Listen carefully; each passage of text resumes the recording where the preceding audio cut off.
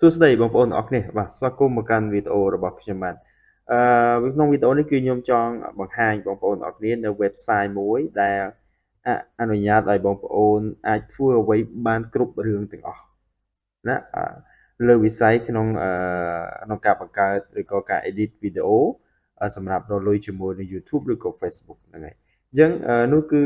website មួយដែលមានឈ្មោះថាខ្ញុំចូល Google នេះតែម្ដងណា1 2 3 app នេះបងប្អូនហ្នឹងហើយអញ្ចឹង website នេះគឺជាបណ្ដុំទៅដោយកម្មវិធីសម្រាប់ឲ្យយើងធ្វើការទៅលើវីដេអូណាអញ្ចឹងអ្នកទាំងអស់គ្នាអាចចំណាំបានទៅគឺ123app.com ហ្នឹងហើយអញ្ចឹងwebsite គឺមានច្រើនអ្នកទាំងអស់គ្នាគឺវីដេអូហើយក៏មានតាម category របស់គេគឺ video tool គឺមាន edit video editor ហ្នឹងហើយអញ្ចឹងគឺសម្រាប់edit ហ្នឹងហើយអញ្ចឹងខ្ញុំសូមចេះវិញហ្នឹងហើយយើងឲ្យ create project នេះហ្នឹងហើយឃើញទេគឺសម្រាប់ឲ្យយើង edit វីដេអូណាហើយយើងមានទំហំប្រភេទទំហំវីដេអូនេះ Full HD ហ្នឹងហើយប្រឈរហ្នឹងហើយ4ជ្រុងប្រភេទ vertical video ហ្នឹងហើយ horizontal video ហ្នឹងហើយអញ្ចឹងពិសេសមែនតើឃើញទេមាន text មាន canvas នេះ canvas ហ្នឹងគឺសម្រាប់ឲ្យយើងកំណត់ឬក៏ preset អីផ្សេងៗហ្នឹងហើយ record អីផ្សេងៗហ្នឹង save ពិសេសមែនតើអញ្ចឹង website នេះគឺបណ្ដុំទៅដោយកម្មវិធីច្រើនដែលអ្នកទាំងអស់គ្នាដែលជាតម្រូវការរបស់អ្នកទាំងអស់គ្នាប្រចាំថ្ងៃណាយើងអាច screen recorder នេះក៏បាន merge video add audio to video ហ្នឹងហើយ stream video ឃើញទេហ្នឹងហើយ add image to video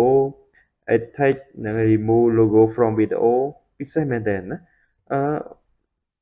លយស្អាតជួយសម្រួលការងារយើងបានច្រើន scrop video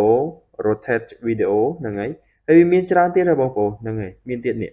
audio 2វាមាន stream audio change volume change speed ហ្នឹងហើយ change pitch ហ្នឹងហើយយើងសិតតែបងប្អូនបានដឹងនេះ change volume នេះមានន័យថាជួយសម្រួលឬក៏លើកដាក់នៅសំឡេងណាហ្នឹងហើយយើងអាចថាលើកដាក់សំឡេងលើ audio សំឡេងហ្នឹង change speed គឺលឿនទៅលើសំឡេងហ្នឹងហើយ change pitch ហ្នឹងគឺសំឡេងលក្ខណៈប្រភេទសំឡេង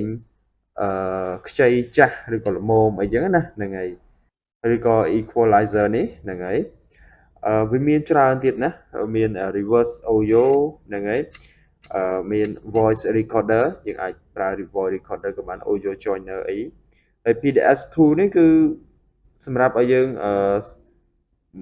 តាក់ទងទៅនឹង file PDF ណាវាមានច្រើនណានេះឃើញទេវាមាន PDF to Word វាមានច្រើនណា press unlock compress unlock protect ហ្នឹងហើយ rotate មានច្រើនមែនទែនហ្នឹងហើយមួយទៀត convert ណា convert អញ្ចឹងបងប្អូនចូល website នេះមានសពគ្រប់ទាំងអស់អញ្ចឹងtool ណាមួយឬក៏កម្មវិធីណាមួយដែលលោកអ្នកកំពុងតែត្រូវការឬក៏ជាតម្រូវការអូខេបងប្អូនអាចប្រើទាំងអស់ហ្នឹងទៅណាហ្នឹងហើយមាន website នេះមួយមានអ្វីគ្រប់យ៉ាងទាំងអស់ហ្នឹងហើយមិនបាច់ទៅវែងឆ្ងាយទៅឡើងកម្មវិធីឬក៏អីផ្សេងប៉ុន្តែគាត់ថាចេះពេលខ្លះក៏ជាវាអត់សូវមាន tool សំខាន់សម្រាប់តម្រូវការទៅលើវីដេអូរបស់យើងដែរប៉ុន្តែក៏អាចជួយសម្រួលការងារប្រចាំថ្ងៃរបស់បងប្អូនបានដែរហ្នឹងហើយខ្ញុំគិតថាប្រចាំថ្ងៃគឺបងប្អូនត្រូវការនឹងច្រើនត្រូវការនឹងជាពិសេសគឺពពួកនេះវីដេអូនេះវីដេអូ 2 នេះតាក់ទងទៅនឹង stream វីដេអូតាក់ទងទៅនឹងជាពិសេសគឺ video editor នេះហ្នឹងហើយវាអាច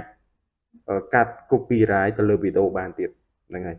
អញ្ចឹង website មួយនេះគឺបណ្ដុំទៅដោយtool បណ្ដុំទៅដោយកម្មវិធីសម្រាប់ជួយសម្រួលបងប្អូនទាំងអស់គ្នាក្នុងការ edit វីដេអូក្នុងការ edit file ឬក៏សំឡេងឬក៏ឯកសារអីផ្សេងដែលបងប្អូនចង់កែតម្រូវហ្នឹងហើយ